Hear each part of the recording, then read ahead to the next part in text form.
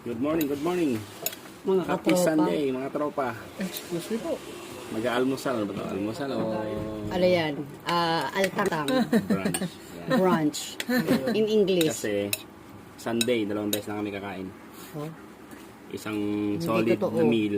Tapos later on, ano na lang, light meal. Light merienda. Ano yan?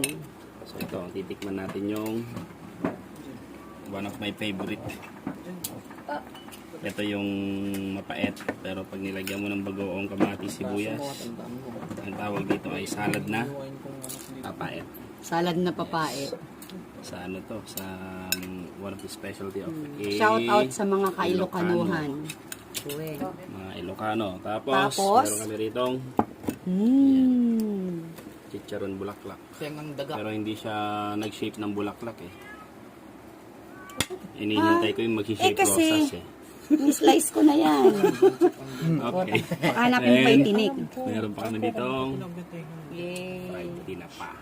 Pinapa. Tapos, ang sausawan na puro bawang at sili. Kaya So, isang beses lang talaga ang kain ito. Luga parehas. hindi mawawala yung Oh, gusto nyo? kape. Tawag dito, USB mo ito. Ay, USB. Ah, wait. Ay, gamitin ko na nga lang pala yun.